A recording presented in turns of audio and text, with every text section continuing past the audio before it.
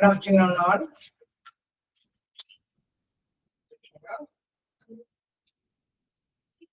Let's all get on. Hospital administration. എല്ലാവരും വായിച്ച് വന്നിട്ടുണ്ടാവും അല്ലേ?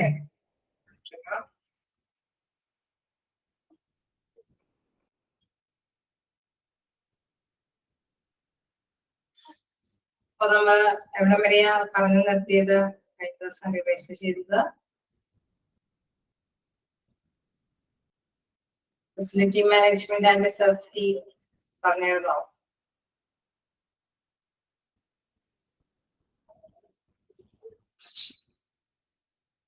പഠിച്ചിട്ട് ഒക്കെ കഴിഞ്ഞില്ലേ?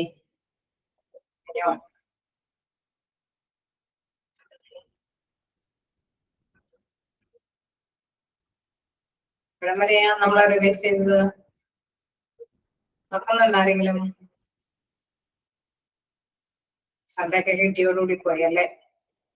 ജോബ് ഡിസ്ക്രിപ്ഷൻ ജോബ് സ്പെസിഫിക്കേഷൻ ഒക്കെ നമ്മൾ ഡിസ്കസ് ചെയ്തതല്ലേ അല്ലേ?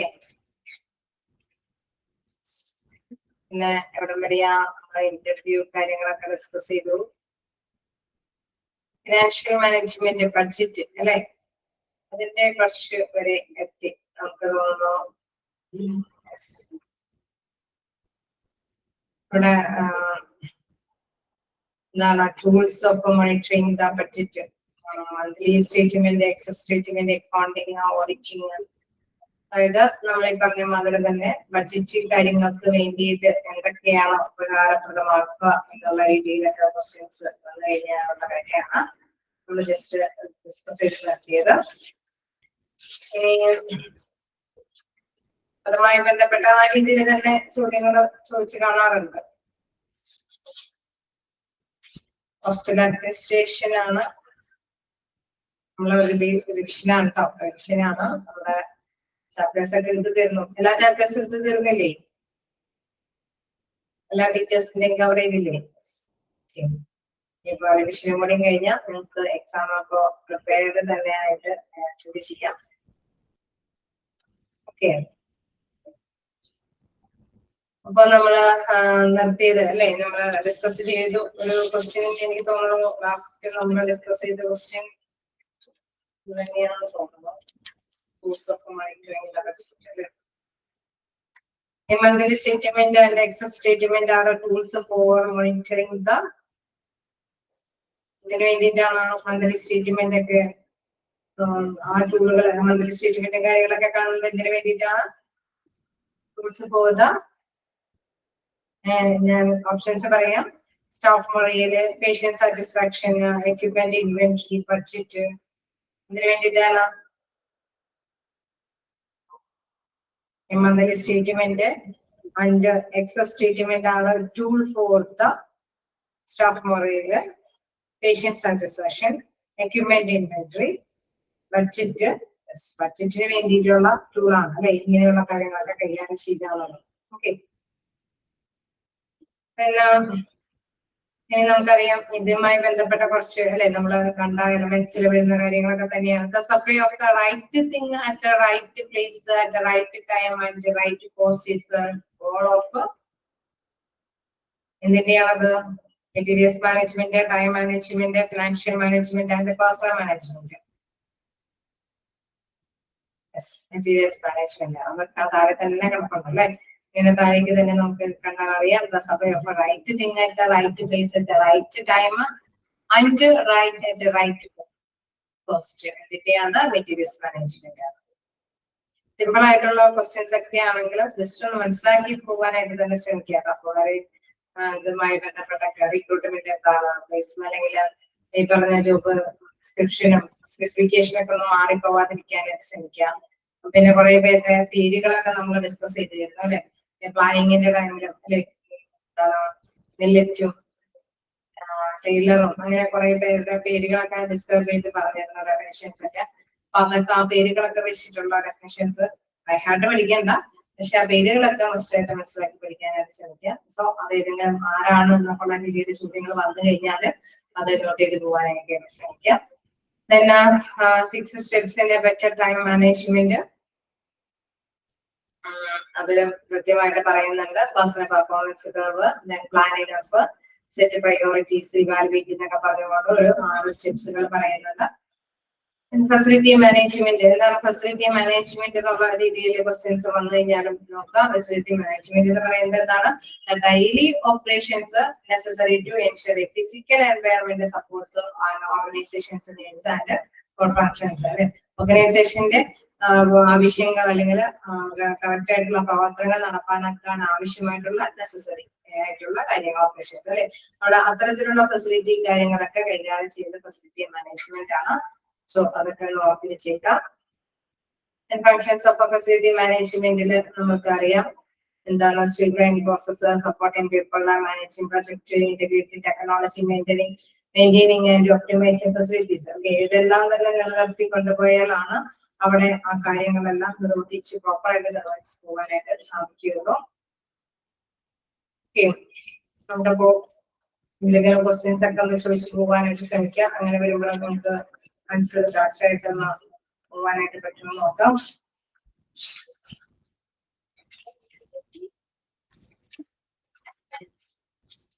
ഓരോ ചാപ്റ്ററിൽ നിന്നും ഒരുപാട് നമ്മള് ക്വസ്റ്റ്യൻസ് എന്നാലും അല്ലെ, നമുക്ക് കുറച്ച് ചാപ്റ്റേഴ്സ് ഒക്കെ ഉള്ളൂ, 10-12 അല്ലേ. അത്യാവശ്യം ക്വസ്റ്റ്യൻസ് ഒക്കെ നിങ്ങൾ പ്രതീക്ഷിക്കുക. അപ്പൊ അതനുസരിച്ചിട്ട് പ്രിപ്പയർ ചെയ്യാൻ വേണ്ടി നോക്കാം. കുറെ ചെറിയ ഒരുപാട് ഡിസ്ക്രൈബ് ചെയ്ത് പഠിക്കാതെ ജസ്റ്റ് മനസ്സിലാക്കി കഴിയുമ്പോൾ നമുക്ക് ആ മോക്ക് ടെസ്റ്റിൽ ഉൾപ്പെടാൻ പറ്റുന്ന പോയിന്റ് ക്ലിക്ക് ചെയ്ത് പോകാനായിട്ട് പറ്റും. സോ ആ രീതിയിൽ തന്നെ പഠിച്ചു പോകാനായിട്ട് നോക്കാം.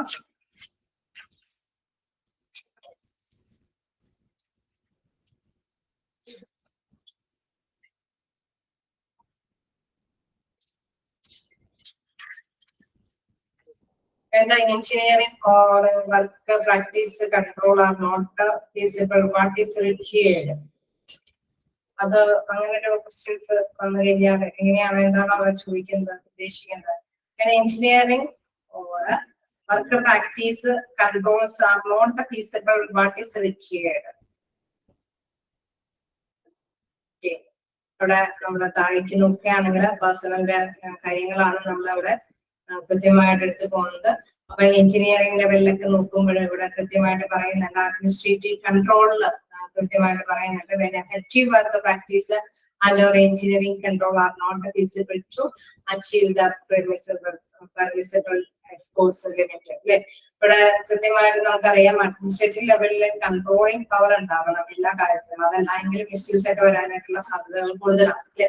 അപ്പൊ അത് ഏത് ഇതാണെന്നുള്ളതാണ്. പേഴ്സണൽ പ്രൊട്ടക്റ്റീവ് എക്യുപ്മെന്റ് ആണ്, increased supervision, more frequent breaks, different chalk task, അങ്ങനെയൊക്കെയുള്ള രീതിയിലാണ് ക്വസ്റ്റ്യൻസ് വന്നിരിക്കുന്നത്. അപ്പൊ ജസ്റ്റ് നിങ്ങൾ കൺഫ്യൂഷൻ ആവാതെ തന്നെ ശ്രമിക്കുക. ഇവിടെ കൃത്യമായിട്ട് ഓരോ കാര്യങ്ങൾ പറയുന്നുണ്ട്. പേഴ്സണൽ പ്രൊട്ടക്റ്റീവ് എക്യുപ്മെന്റ് ഗ്ലൗസ് ഇതൊക്കെ കൈകാര്യം ചെയ്ത് പോകണം അല്ലെ. അവിടെ അപ്പൊ എഞ്ചിനീയറിംഗ് ലെവലില് അഡ്മിനിസ്ട്രേറ്റീവ് ലെവലില് എടുക്കേണ്ട കാര്യങ്ങളെല്ലാം കൃത്യമായിട്ട് തന്നെ ഹാൻഡിൽ ചെയ്ത് പോയാലാണ് നമുക്കറിയാം പ്രോപ്പർ ആയിട്ട് അത് കൈകാര്യം ചെയ്യാനായിട്ട് പറ്റുള്ളൂ. അപ്പൊ അതിൽ പെടുന്ന എന്തെങ്കിലും കാര്യങ്ങളൊക്കെ ഉണ്ടോ എന്നുള്ളതാണ് നമ്മൾ ശ്രദ്ധിക്കേണ്ടത് അല്ലെ. അവിടെ നമ്മുടെ പേഴ്സണൽ ആയിട്ടുള്ള പ്രൊട്ടക്റ്റീവ് എക്യുപ്മെന്റിന്റെ കാര്യം പറയുന്നുണ്ട്. തന്നെ protective clothing may also be required, എന്തെങ്കിലും ആവശ്യം ഉണ്ടെങ്കിൽ അത് കരുതണം എന്ന് പറയുന്നുണ്ട്. പിന്നെ പറയുന്നുണ്ട് personal protective equipment must be individually selected അല്ലെ. ഓരോരുത്തർക്കും അനുയോജ്യമായ രീതിയിൽ, ഓരോ ആവശ്യത്തിനും അനുയോജ്യമായ രീതിയിലായിരിക്കണം അത് സെലക്ട് ചെയ്യേണ്ടത് അല്ലെ. ചിലപ്പോ നമുക്കറിയാം അലർജി കാര്യങ്ങളൊക്കെ സംബന്ധിതമായ കാര്യങ്ങളൊക്കെ ഉണ്ടാവാനായിട്ടുള്ള സാധ്യതയുള്ള പേഴ്സൺസ് ഒക്കെ ആണെങ്കിൽ അതിന് ചേരുന്ന വിധത്തിലുള്ള പേഴ്സണൽ പ്രൊട്ടക്റ്റീവ് എക്യുപ്മെന്റ് എടുത്ത് ധരിച്ചിട്ട് വേണം കൈകാര്യം ചെയ്ത് പോകാനൊക്കെ ആയിട്ട്. സോ ഇവിടെ ശ്രദ്ധയോട് കൂടിയിട്ട് നോക്കാം. Then engineering or work practice control are not feasible, what is required എന്ന് പറയുമ്പോൾ ചോദിക്കുമ്പോൾ മനസ്സിലാക്കി വെക്കുക. പേഴ്സണൽ പ്രൊട്ടക്റ്റീവ് എക്യുപ്മെന്റിനാണ് അവിടെ പ്രാധാന്യം കൊടുക്കുന്നത്. ഓക്കെ, പിന്നെ substance like acid, disinfectant and alcohol, spirit are example of. ഇതിന്റെ എക്സാമ്പിൾ ആയിരിക്കും അത് chemical hazards, biological hazards, physical hazards, economic hazards. ഇതൊന്നും ഡീപ്പായിട്ടൊന്നും ക്വസ്റ്റ്യൻസ് അങ്ങനെയൊന്നും വരാറില്ല, പക്ഷെ നിങ്ങൾ പഠിച്ചു പോയേക്കുന്നതാണ് അല്ലെ. എന്ത് ഹസാർഡ്സിലൊക്കെയാണ് വരുന്നത് അറിയാവുന്നതല്ലേ, അതൊക്കെ ഏതൊക്കെ ഹസാർഡ്സ് ആണെന്ന്. എന്താണ് ആസിഡും ഡിസ്ഇൻഫെക്ടന്റ് ആൻഡ് ആൽക്കഹോൾ ഒക്കെ ഏത് ഹസാർഡ്സിൽ വരുന്നതാണോ ഞാൻ അതുകൂടി അറിയാം. Chemical hazards, biological hazards, physical hazards ഉണ്ട്, എക്കണോമിക് ഹസാർഡ്സ്. ഏത് ഹസാർഡ്സ് ആണ്? ഓക്കെ, കെമിക്കൽ ഹസാർഡ്സ് ആണ്. അതൊന്ന് ജസ്റ്റ് ഒന്ന് വെറുതെ ഒന്ന് റഫായിട്ട് മനസ്സിലാക്കി പോയാൽ മതി. ബയോളജിക്കൽ ഹസാർഡ്സ് എന്താണ്, കെമിക്കൽ ഹസാർഡ്സ് എന്താണെന്നൊക്കെ ഞാനും ചോദിച്ചു വന്നാൽ ഒന്ന് അറ്റൻഡ് ചെയ്യാനേ ഉള്ളൂ. ഓക്കെ,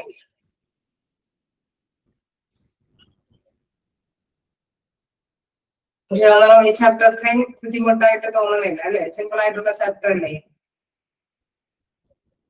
ആണോ? വായിച്ചു കഴിഞ്ഞാലും മൈൻഡിലേക്ക് കയറാൻ പറ്റുന്ന ചാപ്റ്റർ അല്ലേ? വലിയ കൺഫ്യൂഷൻ ഉള്ള ചാപ്റ്റർ അല്ല. നമുക്ക് അടുത്ത ചാപ്റ്ററിലേക്ക് പോയാലോ? ഇച്ചിരി ബുദ്ധിമുട്ടേറിയ ചാപ്റ്റർ എന്നൊക്കെ പറയുന്നത് 6th 7th മൊഡ്യൂളിലാണ് അല്ലെ?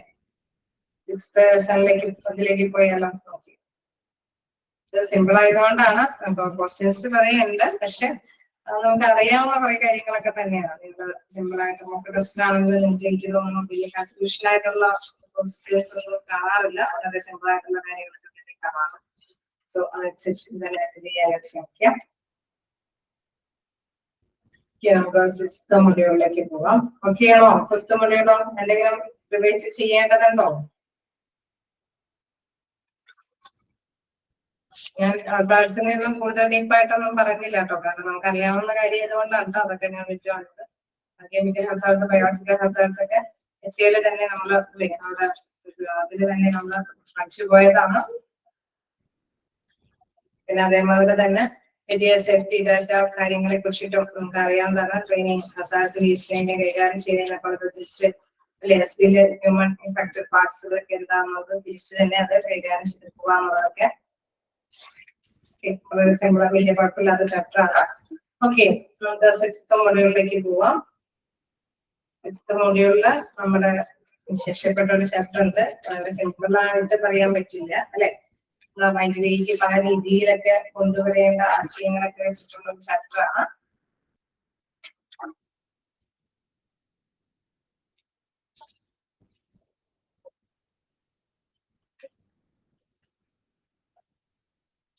മെയിൻ്റനൻസ് ഡിപ്പാർട്ട്മെന്റ് അല്ലെ? ചാപ്റ്റർ മെയിൻ്റനൻസ് ഡിപ്പാർട്ട്മെന്റ് ആണ്.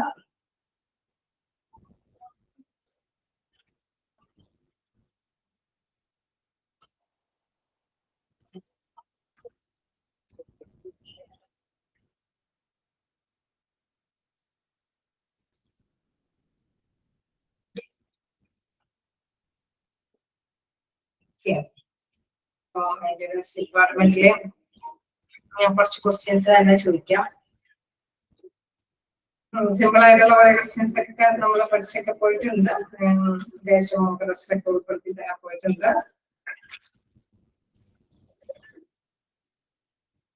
ചോദ്യം നോക്കാം. What is the primary reason of a hospital are considered different from other buildings from a maintenance perspective? Okay, what is the primary reason hospitals are considered different from other buildings from maintenance perspective? അറിയാം എന്തുകൊണ്ടാണ് different ആവുന്നത് അല്ലെ? Answer നോക്കാം. Option A, they are built with the cheaper materials. They house a complex mix of units with a strict operating procedure. Then they are less subject to financial scrutiny, and maintenance is not as important. Options only just they are built with the cheaper materials. Question മനസ്സിലായില്ലേ? എന്തുകൊണ്ടാണ് മറ്റു ബിൽഡിങ്സിനേക്കാൾ വ്യത്യസ്തമായിട്ടുള്ള ഒരു hospital എന്ന് വിശേഷിപ്പിക്കുന്നത് അല്ലെ? അതിനെ കുറച്ചും കൂടി കെയർഫുൾ ആവണം എന്ന് പറയാൻ കാരണം എന്തുകൊണ്ടാണ്? They are built with the cheaper materials. They house a complex mix of units with strict operating procedures. They are less subject to financial scrutiny. Then last one, maintenance is not as important. The option. Our option they are built with the cheaper material. Option A.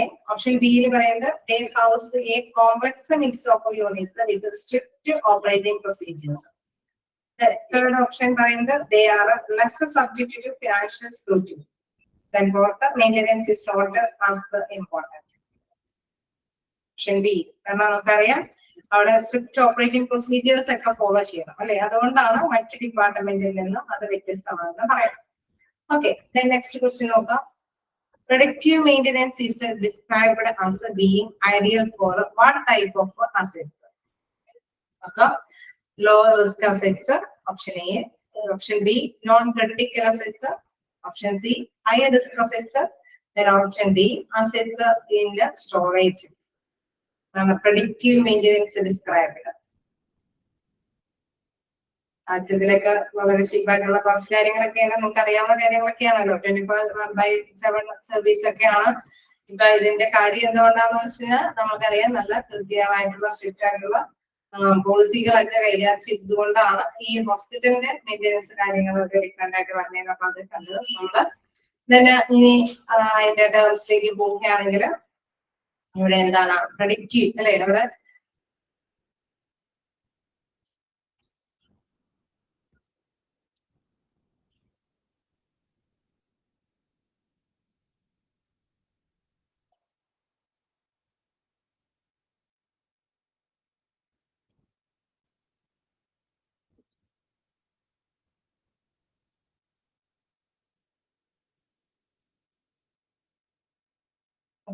എന്താണ് ഇവിടെ പറയുന്നത്? It is a sound like a siffy, but that's the power of a predictive maintenance. Predictive maintenance. Okay, നോക്കുന്നതാണോ predictive maintenance? Okay, എന്തുകൊണ്ടാണ് predictive maintenance എന്നുള്ള രീതിയിൽ അതിനെ describe ചെയ്യുന്നത്? കാരണം നമുക്ക് തന്നെ അവിടെ ഒരു എക്സാമ്പിൾ ഒക്കെ കാണിച്ചിട്ടുണ്ട് അവിടെ അല്ലെ. കാരണം അവിടെ ജീവൻ രക്ഷാ സംബന്ധമായിട്ടുള്ള കാര്യങ്ങളൊക്കെ കൈകാര്യം ചെയ്യേണ്ട ഒരു ലെവലാണ് അല്ലെ. അവിടെ കൃത്യമായിട്ട് അത് ഹാൻഡിൽ ചെയ്തില്ല എങ്കിൽ ചിലപ്പോൾ ജീവൻ തന്നെ നഷ്ടപ്പെടാനായിട്ടുള്ള സാധ്യതകളുണ്ട് അല്ലെ. കറക്റ്റ് ആയിട്ട് നമ്മൾ അതിന്റെ മെയിൻ്റെനൻസ് വർക്കുകളൊക്കെ എക്യുപ്മെന്റ്സിന്റെ ഒക്കെ മെയിൻ്റെനൻസ് വർക്കുകളൊക്കെ കൈകാര്യം ചെയ്ത് പോകേണ്ടതാണ്. അതുകൊണ്ട് തന്നെയാണ് ആ ചോദ്യം വരുമ്പോൾ ശ്രദ്ധിക്കുക. Predictive maintenance is described as being ideal four what type of assets. നിങ്ങൾ ഇത്രയും കൺഫ്യൂസ്ഡ് ആയിട്ടുള്ള ക്വസ്റ്റ്യൻസ് ഒന്നും പ്രതീക്ഷിക്കേണ്ട, പേടിക്കൊന്നും വേണ്ട. പക്ഷെ എന്നാലും ജസ്റ്റ് ഒന്ന് മനസ്സിലാക്കി പോവുക. ചാപ്റ്ററും കൂടി നിങ്ങൾക്ക് ക്ലിക്ക് ചെയ്ത് പോകാനായിട്ട് സാധിക്കും. സോ അതുകൊണ്ട് തന്നെയാണ് ഞാൻ ഇതൊന്ന് ഡിസ്ക്രൈബ് ചെയ്യുന്നത്. അപ്പൊ ഇതിൽ പറയുന്നത് എന്തുകൊണ്ടാണ് പ്രഡിക്റ്റീവ് മെയിൻ്റെനൻസ് ഡിസ്ക്രൈബ്ഡ് ആയിട്ട് എന്ന് പറയുമ്പോൾ first option low risk assets, second option non critical assets, third option high risk assets, and fourth option assets in storage. High risk assets ആയതുകൊണ്ടാണ് പ്രഡിക്റ്റീവ് അല്ലെ എന്നുള്ള ആ മെയിൻ്റെനൻസിലേക്ക് തന്നെ വരുന്നത്. ഓക്കെ, ആ ഒരു സെന്റൻസ് ഒന്ന് നോട്ട് ചെയ്ത് പോവുക. എന്താണ് അവിടെ ആ സൗണ്ടുകളൊക്കെ, കാരണം അത്രയും ക്ലിയർ ആയിട്ട് തന്നെ അതിന്റെ മെയിൻ്റെനൻസ് വർക്ക് കൈകാര്യം ചെയ്തു പോകും. സോ അല്ലെങ്കിൽ നമുക്കറിയാം അത് ജീവന് എന്തെങ്കിലും അപകടത്തിലാക്കാനായിട്ടുള്ള സാധ്യതകളുണ്ട്. സോ അവിടെ പ്രഡിക്റ്റീവ് മെയിൻ്റെനൻസ് കാര്യങ്ങൾ PD ഷോർട്ട് ഫോം ഒക്കെ കൃത്യമായിട്ട് തന്നെ മനസ്സിലാക്കി പോകാനായിട്ട് ശ്രമിക്കുക. പിന്നെ ഇനി നമുക്ക് താഴേക്ക് പോവുകയാണെങ്കിൽ ഡിജിറ്റലൈസ് സ്റ്റോർ അല്ലെ. Digitalise floor plan and asset inventories is A best practice aimed at creating A. എന്തുകൊണ്ടാണ് ബെസ്റ്റ് പ്രാക്ടീസ് എന്ന് പറയുന്നത് നോക്കാം. First option single source of truth for all materials operations. Then second option more complex and error prone system. Third one paper based backup system. Then fourth one system that is accessible to technicians. Okay, ഇതിൽ നമുക്കറിയാം digitalise inventory management and asset tracking എന്ന് പറയുമ്പോൾ അവിടെ missing അല്ലെ. അവിടെ പറയുന്നുണ്ട് digitalise spare parts inventory management CMMS. നമ്മൾ CMMS വഴി എല്ലാം കൊടുക്കുമ്പോൾ എന്താ പ്രത്യേകത? അത് നമുക്ക് ജസ്റ്റ് ഒന്ന് നോക്കിക്കഴിഞ്ഞാൽ തന്നെ എല്ലാത്തിനെയും കുറിച്ചിട്ടുള്ള അവയർനെസ് കിട്ടും അല്ലെ. അതുകൊണ്ടാണ് single source of truth for all maintenance operations. നമുക്ക് അതിന്റെ സത്യാവസ്ഥ ആ ഒരു ഡിജിറ്റലൈസേഷൻ നടപ്പാക്കുന്നത് എന്താണ്? CMMS വഴിയാണ് അല്ലെ. അപ്പൊ അത് വഴി നടപ്പാക്കുമ്പോൾ നമുക്കറിയാം അതിന്റെ ആ ഒരു കാര്യം എന്ന് പറയുന്നത് നമുക്ക് ഒരു ചെറിയ ആ സോഴ്സ് കൊണ്ട് തന്നെ എല്ലാ കാര്യങ്ങളെ കുറിച്ചിട്ട് നമുക്ക് കൃത്യമായിട്ട് ഗ്രഹിക്കാനായിട്ട് സാധിക്കും എന്നുള്ളതാണ്. സോ ഓപ്ഷൻ എ ആണ് അതിന്റെ ഇത്, single source of truth for all maintenance operations. Digitalisation അല്ലെ, ഡിജിറ്റലൈസിംഗ് ഫ്ലോർ പ്ലാൻസ് കൊണ്ടുള്ള പ്രത്യേകതയാണ് അത്. ാണോ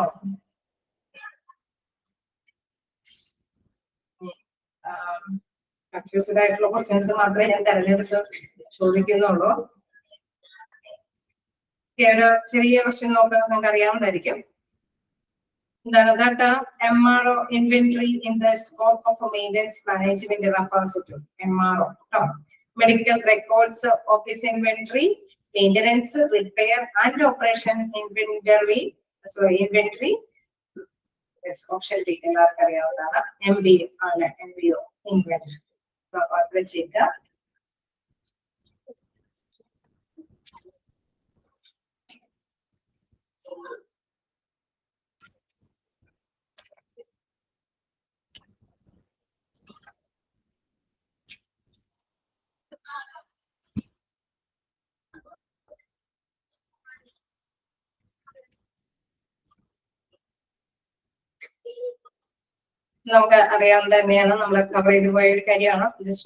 Attaching pictures to specific assets and work orders is a benefit of what technology? Option A, standard paper work orders. Option B, a mobile CMMS application. Option C, email communication. Option D, a verbal reporting system. Attaching pictures to specific assets and work orders is a benefit of what technology? Okay. Option A, standard paper work orders. Then option B, a mobile CMMS applications. Then C, email communication. Then 4, a verbal reporting system. CMMS. CMMS ന്റെ പ്രത്യേകത എന്താണ്? നമ്മൾ അതിലെ picture സഹിതമാണ് attach ചെയ്യുന്നത് അല്ലെ? അപ്പൊ അതുകൊണ്ടാണ് നമുക്ക് അത് പെട്ടെന്ന് നമ്മൾ അതുകൊണ്ട് തന്നെ പറയാണ് ഒരു സോഴ്സിൽ നിന്നാണ് നമുക്ക് എല്ലാ എവിഡൻസും കിട്ടുന്നത്. അതുകൊണ്ടാണ് CMMS വഴിയെല്ലാം ഇത് ചെയ്യാനായിട്ട് പറയുന്നത് അല്ലെ? ഇവിടെ ഈ കാര്യങ്ങളൊക്കെ ഒന്ന് ഓർത്ത് വെച്ചാൽ മതി. റിയാക്റ്റീവ് മെയിൻ്റെനൻസ് ഹോർട്ടിക്കൾച്ചർ അല്ലെ? ഇവിടെ ഓരോ കാര്യങ്ങളും നമ്മൾ ജസ്റ്റ് ഒന്ന് നോട്ട് ചെയ്യണമെന്നൊക്കെ പറഞ്ഞ് പോയിക്കുന്ന പോയിന്റ്സ് ഒക്കെ ജസ്റ്റ് ഓർത്ത് വെച്ചാൽ മതി. സോ ആൻസർ നിങ്ങൾക്ക് അറ്റൻഡ് ചെയ്യാനായിട്ട് എളുപ്പമായിരിക്കും. ഓക്കെ.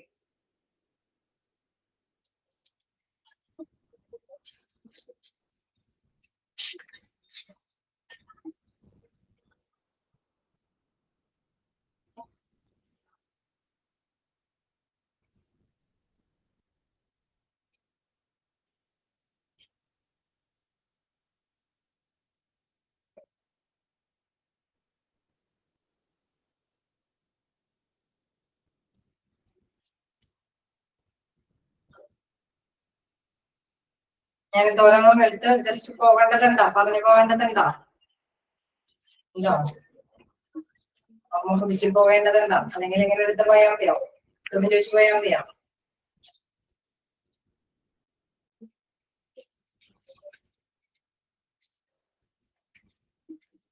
ചോദിച്ചു പോയാൽ മതിയോ? സിമ്പിൾ ക്വസ്റ്റ്യൻസ് ഒക്കെ എനിക്ക് തോന്നുന്നു ചോദിച്ചു പോയാൽ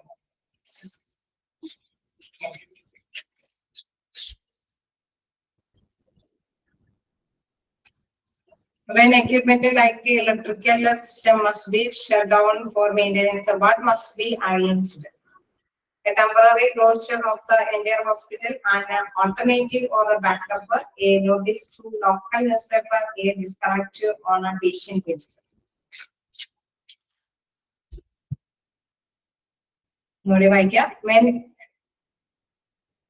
When equipment like electrical system must be shut down for maintenance, what must be arranged?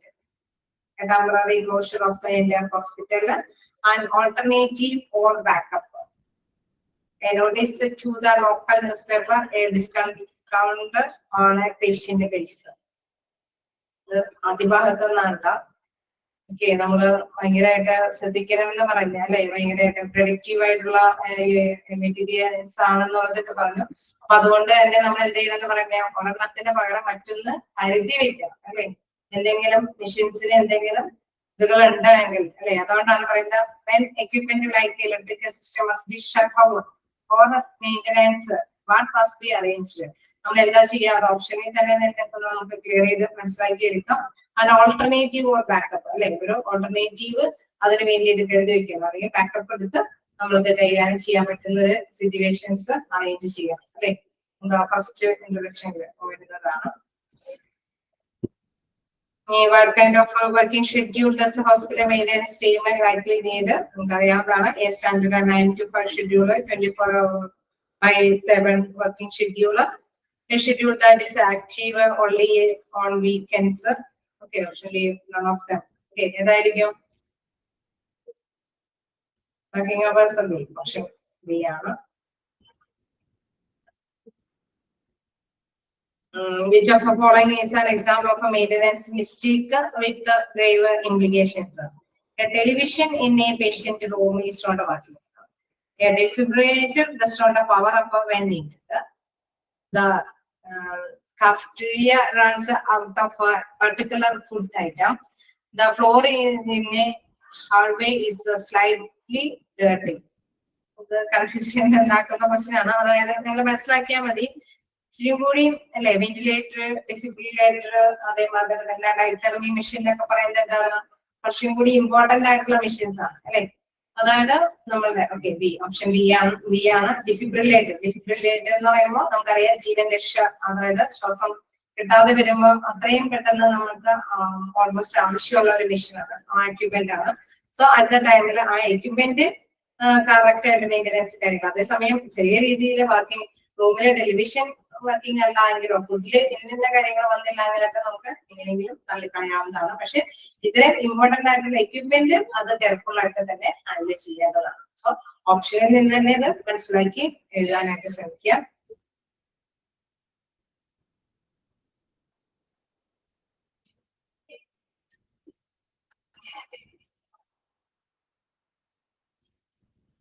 How is the maintenance management described in terms of cost?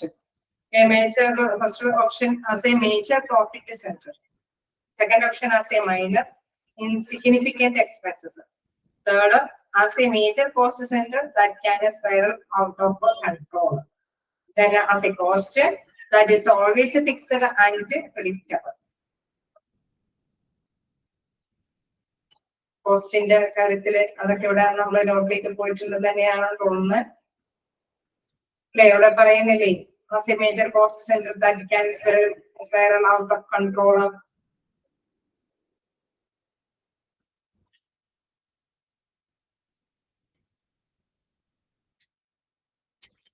നമ്മൾ നമ്മുടെ ടെക്സ്റ്റിൽ തന്നെ റെഫർ ചെയ്ത് പോകുന്നുണ്ടത്.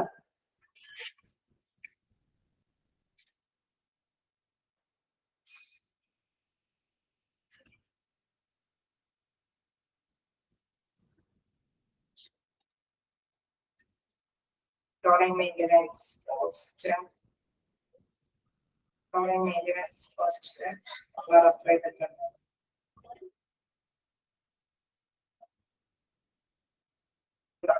Maintenance management is a major cost center and it can spiral out of control. Controlling maintenance cost and a sentence. Not take it and down. Not take it a point. Is it a law? Is it a law point? Not take the boy point down. Controlling maintenance cost. Controlling maintenance cost everything slide. Starting ilana. Maintenance department starting ilana പറയുന്നത്.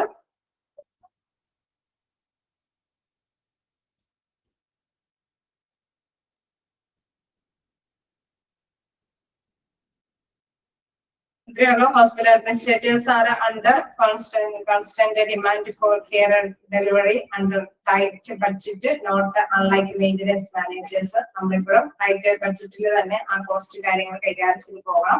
Maintenance management is a major cost center and it can spiral out of control. അല്ലെ, അവരുടെ കയ്യിൽ അതിന്റെ ഒരു control ഉണ്ടാവണം. അല്ലെ, നമ്മളിപ്പോ നമുക്കറിയാം ചില എക്യുപ്മെന്റ്സിന് പ്രാധാന്യമുള്ള എക്യുപ്മെന്റ്സ് ആണ്. സോ അത് എന്തായാലും മസ്റ്റ് ആയിട്ട് നമ്മൾ റിപ്പയർ കാര്യങ്ങളൊക്കെ ഉണ്ടെങ്കിൽ അത് എന്തായാലും മസ്റ്റ് ആയിട്ട് കൺട്രോൾ ചെയ്ത് റിപ്പയർ ചെയ്ത് കൈകാര്യം ചെയ്ത് നിലനിർത്തേണ്ടതുണ്ട് അല്ലെ.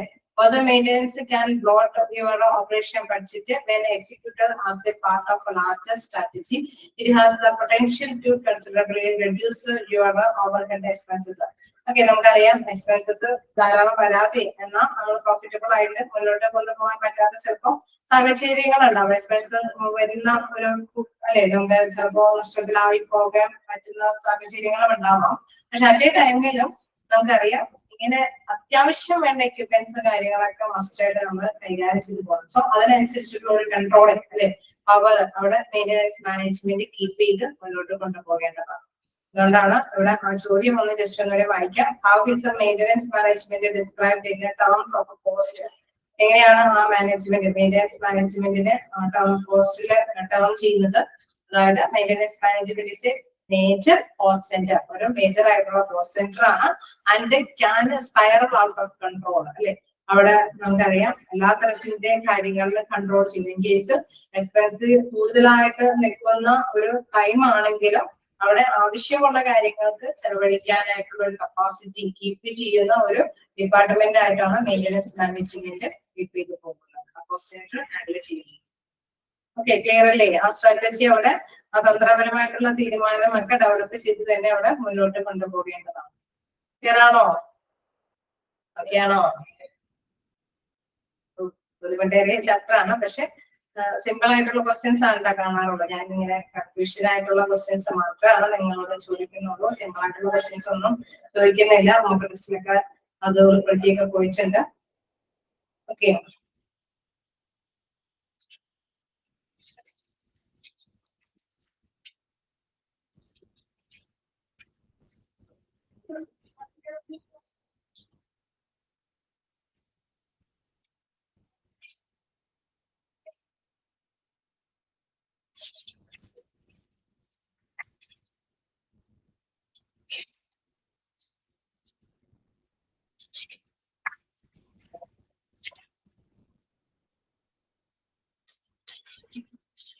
ഒരു question നോക്കിയേക്കാം. How does predictive maintenance monitor the condition of equipment? Predictive maintenance നമ്മൾ നേരത്തെ കണ്ട predictive കാര്യങ്ങളാണ്.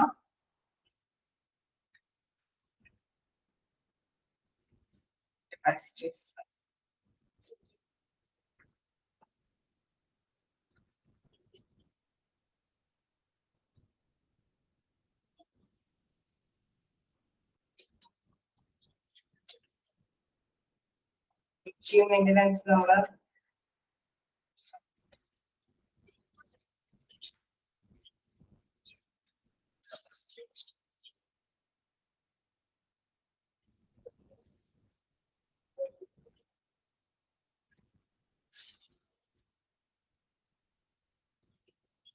ബെസ്റ്റ് പ്രാക്ടീസിലാണ്. അതിൽ നമുക്ക് നോക്കാം.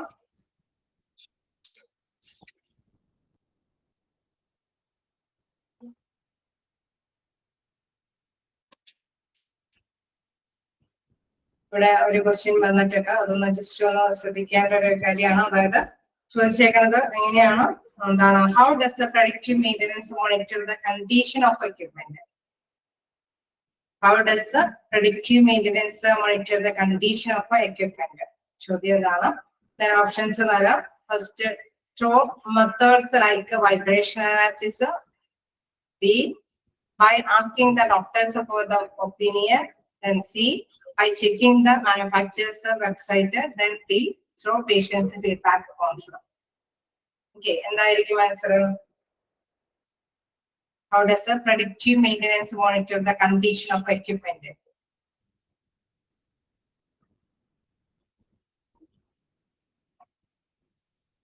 എങ്ങനെയായിരിക്കും നമ്മൾ എപ്പോഴാണ് ഈ എക്യുപ്മെന്റിന്റെ കൂടുതൽ പ്രാധാന്യം നമ്മൾ അങ്ങനെ തിരിച്ചറിയുന്നത്?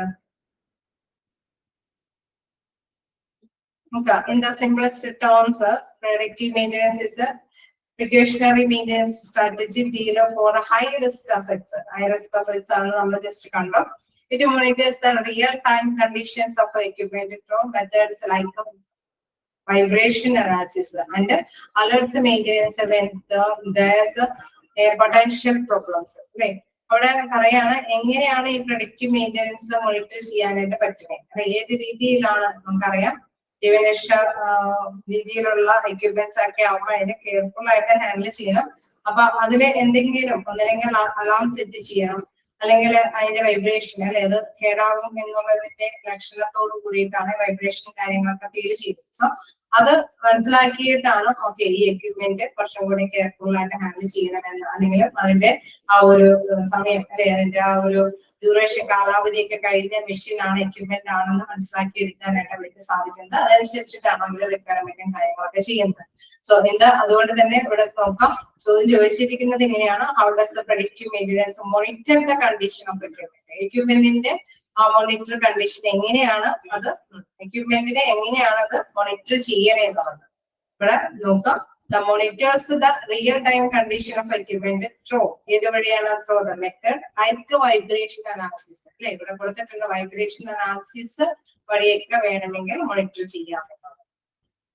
ഓക്കെ, അപ്പൊ അത് മനസ്സിലാക്കുക കേട്ടോ. അപ്പൊ ജസ്റ്റ് ഒരു അത് നോട്ട് ചെയ്തിട്ടില്ലെങ്കിൽ ആ പോയിന്റ് ഒന്ന് not ചെയ്തേരെ. It monitors the real-time condition of equipment through method like the vibration analysis and alerts maintenance when there are a potential problem. അല്ലെങ്കിൽ അലാംസ് സെറ്റ് ചെയ്തിട്ടാണെങ്കിലും നമുക്കത് കൈകാര്യം ചെയ്യാം. അപ്പൊ ഈ രീതിയിലൊക്കെ മെയിൻ്റെനൻസ് ആവശ്യമാണെന്ന് മുൻകൂട്ടി കാണാനായിട്ട് സാധിക്കുന്നതാണ്.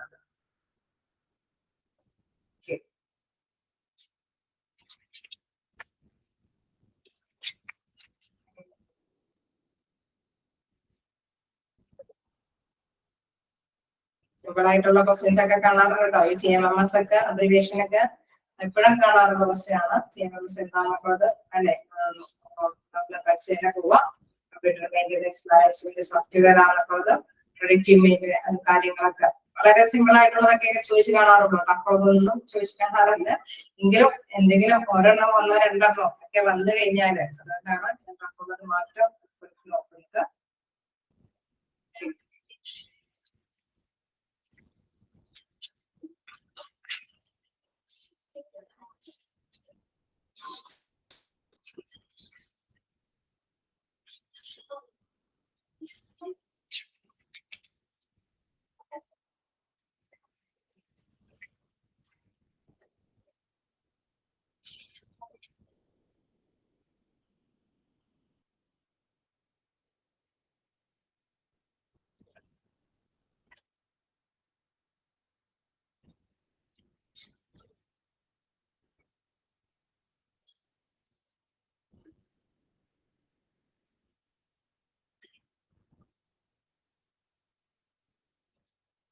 Question നോക്കാം. What can be avoided by investing time and effort into recruiting and building a competent maintenance workforce?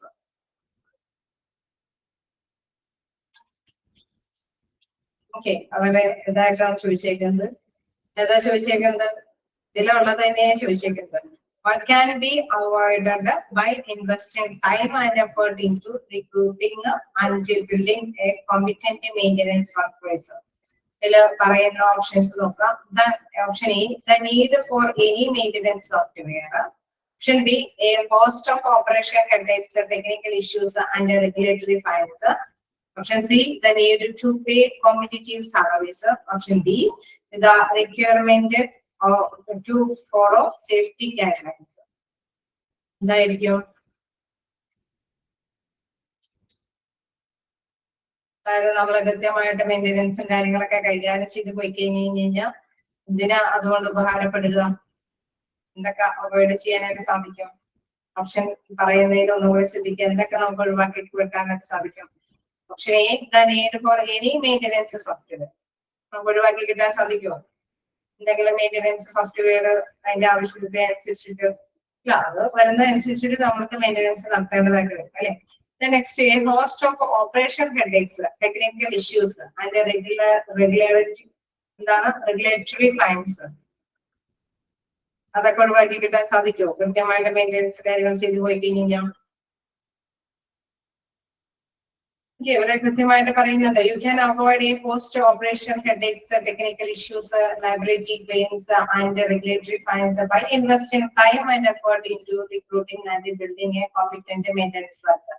അതായത് നമ്മളുടെ ഈ എന്താണ് ബുദ്ധിമുട്ടേറിയ ഈ മെയിൻ്റെനൻസ് വർക്കുകളൊക്കെ കൃത്യമായിട്ട് ഹാൻഡിൽ ചെയ്ത് കഴിഞ്ഞാൽ നമ്മുടെ ഈ പറഞ്ഞ ടെൻഷൻ അല്ലെ, ഹെഡേക്ക്, അതായത് കൃത്യമായിട്ട് കൈകാര്യം ചെയ്യാൻ പറ്റാതെ വരുമ്പോഴുണ്ടാകുന്ന തടസ്സങ്ങൾ ഒഴിവാക്കി കിട്ടാൻ സാധിക്കും. അതേപോലെ തന്നെ ടെക്നിക്കൽ ഇഷ്യൂസുകൾ എന്തെങ്കിലുമൊക്കെ ഉണ്ടെങ്കിൽ അതൊക്കെ ഒഴിവാക്കാൻ പറ്റും അല്ലെ. എന്തെങ്കിലും നിയമങ്ങളൊക്കെ ഫേസ് ചെയ്യേണ്ടതുണ്ടെങ്കിൽ അതൊക്കെ നമുക്ക് ഒഴിവാക്കാനായിട്ട് സാധിക്കും. കാരണം നമ്മൾ പങ്ക്ച്വലി എന്താണ് എല്ലാം മെയിൻ്റെനൻസ് വർക്കുകളൊക്കെ ക്ലിയർ ഔട്ട് ചെയ്ത് പോവുകയാണെങ്കിൽ, അതെല്ലാം ക്ലിയർ ഔട്ട് ചെയ്ത് പോയില്ലെങ്കിൽ ഈ പറഞ്ഞ പ്രോബ്ലംസിനെയൊക്കെ നമ്മൾ ഫേസ് ടു ഫേസ് ചെയ്യേണ്ടതായിട്ട് വരും, ഹോസ്പിറ്റലിൽ ഫേസ് ടു ഫേസ് ചെയ്യേണ്ടതായിട്ട് വരും.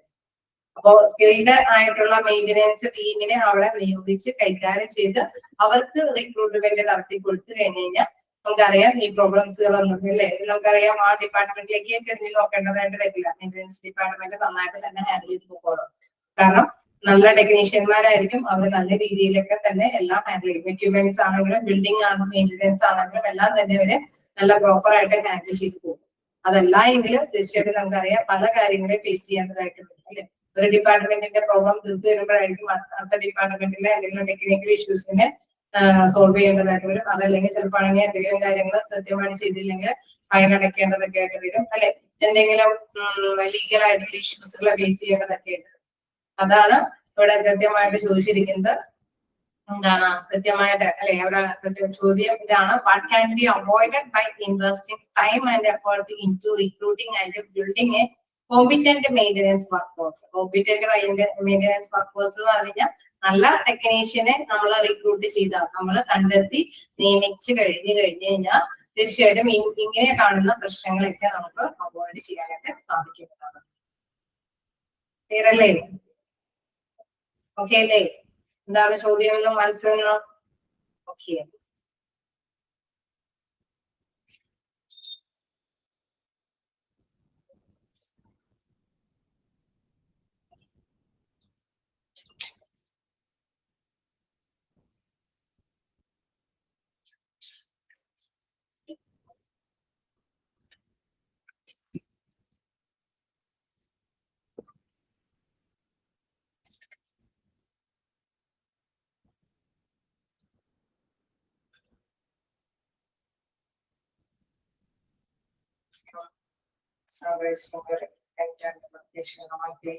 ഓരോന്നിന്റെയും ഒന്ന് കുറച്ചും കൂടിയും എന്താ മീനിങ് കൂടിയും കിട്ടാൻ വേണ്ടിയിട്ടാണ് ഞാനിത് പറയുന്നത്. അപ്പൊ നിങ്ങൾക്ക് ഐശ്വര്യവും ഉറപ്പായിട്ട് കിട്ടും.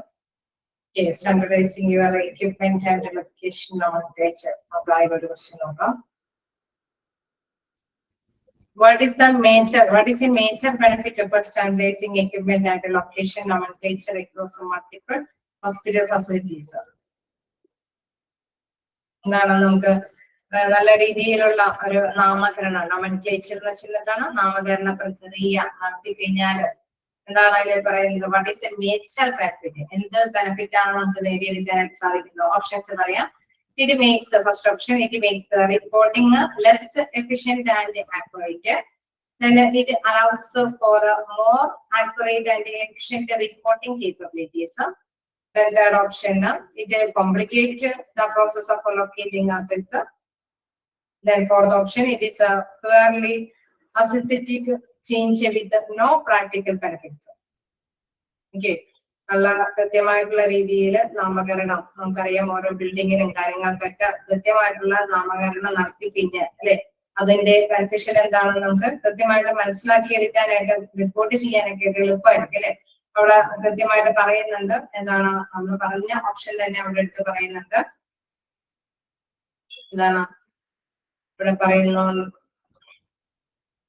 accurate അല്ലെ, with accurate measurement with the practical and or first one തന്നെ പറയുന്നുണ്ട്, you will experience more accurate and efficient reporting capabilities for your department. അല്ലെ, നമുക്ക് കൃത്യമായിട്ട് തന്നെ എഫിഷ്യന്റ് ആയിട്ട് തന്നെ റിപ്പോർട്ട് കൊടുക്കാനൊക്കെ ആയിട്ട് സാധിക്കും. കാരണം എന്തുകൊണ്ടാണ് നമ്മൾ കൃത്യമായ രീതിയിലാണ് അതിന്റെ നാമകരണ പ്രവർത്തികൾ ചെയ്തിരിക്കുന്നത്. ചോദ്യം ഒന്നുകൂടെ വായിക്കാം. What is the major benefit of standardizing equipment and location nomenclature across multiple hospital facilities? അതിലധികം ഹോസ്പിറ്റലിന്റെ ഫെസിലിറ്റീസുകളൊക്കെ വരുമ്പോൾ നമുക്ക് നല്ല സ്റ്റാൻഡർഡൈസ് ആയിട്ടുള്ള ഒരു നോമൻക്ലേച്ചർ, നല്ല നാമകരണം കൊടുത്തിട്ടുണ്ടെങ്കിൽ, എക്യുപ്മെന്റ്സിനൊക്കെ കൊടുത്തിട്ടുണ്ടെങ്കിൽ എന്താ പ്രത്യേകത? നമുക്ക് എന്താണ് it allows for more accurate and efficient reporting capabilities. നമുക്ക് നല്ല കൃത്യതയോട് കൂടിയിട്ട് അല്ലെ ഫലപ്രദമായിട്ടുള്ള റിപ്പോർട്ടിംഗ് കാര്യങ്ങൾ ഹാൻഡിൽ ചെയ്യാനായിട്ട് സാധിക്കും എന്നുള്ളതാണ്. അല്ലേ? ആ ചാപ്റ്റർ എനിക്ക് തോന്നുന്നു ഒന്നുകൂടിയും ഒന്ന് റിവൈസ് പോണതായിരിക്കോ ബെറ്റർ ചോദ്യങ്ങൾ ചോദിക്കുന്നതിനേക്കാളും ആണോ? നെക്സ്റ്റ് ഡേ ഒന്നുകൂടി നമുക്ക് ഈ ചാപ്റ്റർ തന്നെ റിവൈസ് ചെയ്യാട്ടോ. എന്തായാലും എല്ലാവരും ഒന്ന് വായിച്ചിട്ട് വരാനും കൂടി ശ്രമിക്കുക. കാരണം ഇച്ചിരി ടഫാണ് ഈ ചാപ്റ്റർ അല്ലെ. വളരെ ഒരു ടഫായിട്ടുള്ള ഓർഗനൈസേഷൻ ബിഹേവിയർ ആണെങ്കിൽ നമുക്കറിയാം അത് ഒരു പെരുമാറ്റ ശാസ്ത്രമാണ് അല്ലെ. അപ്പൊ അങ്ങനെ കൊടുത്ത ആ വേർഡുകൾ ഹെഡിങ്ങുകൾ പഠിച്ചു കഴിഞ്ഞ് കഴിഞ്ഞാൽ ആ ഹെഡിങ്ങിന്റെ മീനിങ് പഠിച്ചു കഴിഞ്ഞ് കഴിഞ്ഞാൽ നമുക്ക് കുറച്ചുകൂടി ക്യാച്ച് ചെയ്യാൻ എളുപ്പമാണ്. ഹെഡിങ് എന്താണ് ആ പെരുമാറ്റ ശാസ്ത്രത്തിലേക്ക് ഇൻക്ലൂഡ് ചെയ്ത് വെച്ചാൽ ഇതെന്ന് പറയുമ്പോൾ കുറച്ചും കൂടി മെയിൻ്റെനൻസ് കാര്യങ്ങളാണ്. ആ ഇതിൽ വരുന്ന വേർഡ്സുകളൊന്നും നമുക്ക് അത്രയും അല്ലെ ക്യാച്ച് ചെയ്യാൻ പറ്റാത്ത അല്ലെ മറന്നു പോകാൻ സാധ്യതയുള്ള കാര്യമാണ്. അപ്പൊ എന്തായാലും ഈ ചാപ്റ്റർ നെക്സ്റ്റ് ഡേ വരുമ്പോൾ വായിച്ചിട്ട് വരിക. അപ്പൊ ആ റിവിഷൻ നടത്തുമ്പോഴും നിങ്ങൾക്ക് മനസ്സിലാക്കി പോകാനായിട്ട് എളുപ്പമായിരിക്കും. ഞാൻ എന്തായാലും ഇങ്ങനത്തെ എല്ലാ ക്വസ്റ്റ്യൻസും കൂടി ഉൾപ്പെടുത്തി തന്നെ റിവൈസ് ചെയ്ത് പോകാനായിട്ട് ശ്രമിക്കാം. സോ നമുക്ക് എളുപ്പത്തിൽ ക്യാച്ച് ചെയ്യാൻ സാധിക്കും. എന്തായാലും അബ്രിവേഷൻസ് ഒന്നും വെച്ച് കളയരുത് കേട്ടോ. ഇപ്പൊ ഇവിടെ KPLS ഒക്കെ കാണിച്ചിട്ടുണ്ട്. അതൊക്കെ നിങ്ങൾ മസ്റ്റ് ആയിട്ട് അല്ലെ. എന്താണ് ഇവിടെ കീ പെർഫോമൻസ് ഇൻഡിക്കേറ്റേഴ്സ് അല്ലെ. ഇതൊക്കെ മസ്റ്റ് ആയിട്ട് തന്നെ പഠിച്ചു പോവാം. എന്തായാലും ഏതെങ്കിലും ഒന്ന് രണ്ട് അബ്രിവേഷൻസ് എങ്കിലും ചെയ്യാം. KPLS അല്ലെ. അവിടെ കുറച്ച് അബ്രിവേഷൻസ് ഒക്കെ ഇന്നത്തെ ഈ ചാപ്റ്ററിലുണ്ട്. അപ്പൊ അതിൽ നിന്നൊക്കെ ഏതെങ്കിലും ക്വസ്റ്റ്യൻസ് വരാൻ സാധ്യതയുണ്ട്.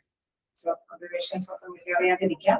ജനറൽ ഹോസ്പിറ്റൽ അഡ്മിനിസ്ട്രേഷനിൽ നിങ്ങൾക്ക് എന്താ പറയാ എഫേർട്ട് എടുത്ത് പഠിക്കേണ്ടതൊന്നുമില്ല. ഓട്ടോമാറ്റിക്കലി ജസ്റ്റ് വായിച്ചാൽ തന്നെ മൈൻഡിലേക്ക് കയറിപ്പോകും. പക്ഷെ ഇതില് ഇച്ചിരി സമയം എടുത്ത് കാര്യങ്ങൾ ഒന്ന് ഗ്രഹിച്ച് മനസ്സിലാക്കി പോകേണ്ടത്. ROI ഒക്കെ നമുക്ക് അറിയാവുന്നതാണ്. അതൊക്കെ ആഴ്ചയിൽ തന്നെ പഠിച്ചു പോയേക്കുന്നതാണ് അല്ലെ. 6 മന്തിന്റെ പഠിച്ചു പോയേക്കുന്നതാണ്. അതൊക്കെ നമുക്ക് ജസ്റ്റ് നോക്കി പോവാം. ഈ കണ്ടോ ഓവറോൾ എക്യുപ്മെന്റ് എഫക്റ്റീവ്നെസ് അബ്രിവേഷൻസ് കുറച്ച് ചാപ്റ്ററിലുണ്ട്. അപ്പൊ അത് ഒന്ന് ഫസ്റ്റായിട്ട് മനസ്സിലാക്കി തന്നെ പോകാനായിട്ട് ശ്രമിക്കാം.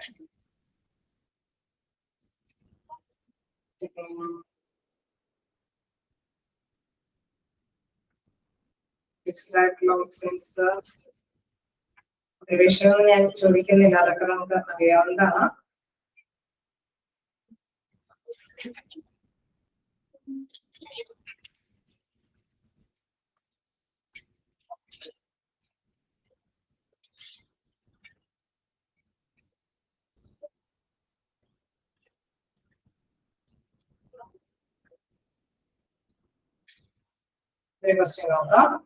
Integrating work orders with the digital floor plans allow managers to. Integrating work orders with the digital floor plans allows managers to. Option C into teams schedule and their roles more effectively, efficiently. Then second one, complicate the process of assigning work orders. Then option C, reduce the accuracy of a maintenance report. Option D, keep work order and floor plan data in separated and connected systems. Option തന്നെ കുറച്ചൊക്കെ മനസ്സിലാക്കിയെടുക്കാം. ആ ചോദ്യം ഒന്നുകൂടി വായിക്കാം. Integrating എന്ന് വെച്ചാൽ കൂട്ടിച്ചേർക്കുക അല്ലെ. Work order with digital floor plans allow മാനേജേഴ്സിന് അങ്ങനെ ഡിജിറ്റലൈസ് ചെയ്തിട്ടുള്ള ഫ്ലോർ പ്ലാനിങ് വരുമ്പോൾ എന്തൊക്കെയാണ് വർക്ക് ഓർഡറുമായിട്ട് എന്തൊക്കെ കുട്ടിയിണക്കാനായിട്ട് പറ്റും അല്ലെ എന്നുള്ളതാണ് ഇവിടെ ചോദ്യം വന്നിരിക്കുന്നത്. ഒന്ന് നോക്കാം. Option C into teams schedule and their rules more efficiently. Then option B, complicate the process. ഓപ്ഷൻസിൽ നിന്ന് തന്നെ നമുക്കറിയാം എന്തായാലും അതിന് ഗുണകരമായിട്ടുള്ള കാര്യമല്ലേ പറയുള്ളൂ. ഓപ്ഷൻ ബിയിൽ പറയുന്നത് കോംപ്ലിക്കേഷൻ ആണ്.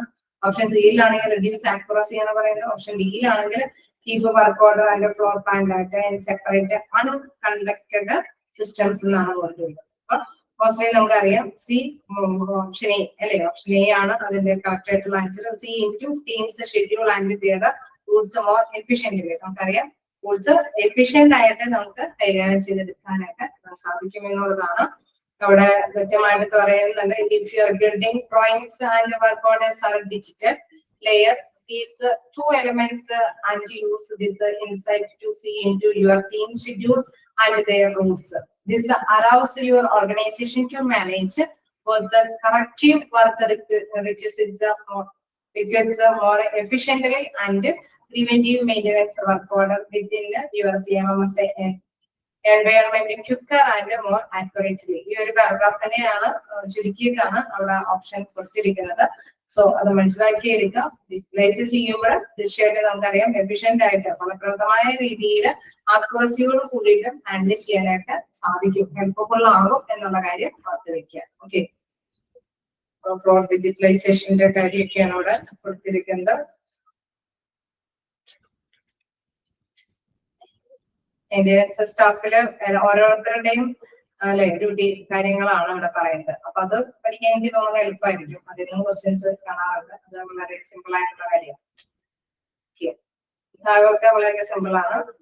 ഏതെങ്കിലും ഒരു ഫെസിലിറ്റി മാനേജേഴ്സിന്റെ ആണെങ്കിലും ആരെങ്കിലും ചോദിച്ച് കാണാറുണ്ട്. അപ്പൊ അതും എളുപ്പത്തിൽ നിങ്ങൾക്ക് മാർക്ക് മേടിക്കാൻ പറ്റുന്ന ഒരു കാര്യമാണ്.